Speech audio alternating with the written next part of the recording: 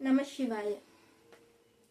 அனைவருக்கும் வணக்கம். சிவயோக மையத்தில் நாம இன்னைக்கு பார்க்க இருக்கிற விஷயம், ஒரு மனிதர் எப்போது தவறு செய்கிறார் அப்படிங்கறத பத்தி பார்க்க இருக்கோம்.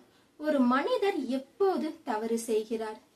தன்னுடைய உணர்ச்சி தன்னுடைய கட்டுப்பாட்டில் இல்லாமல் உணர்ச்சி வசப்படும் பொழுதுதான் ஒரு மனிதன் தவறு செய்ய ஆரம்பிக்கிறான்.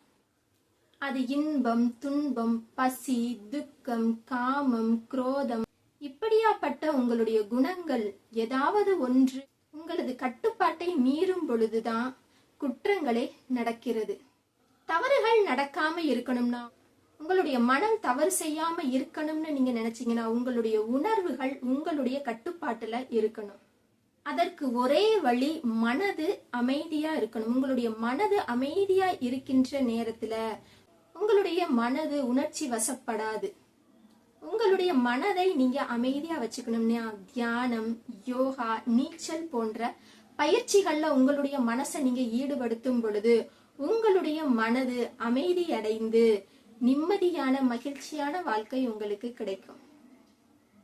நம சிவாய.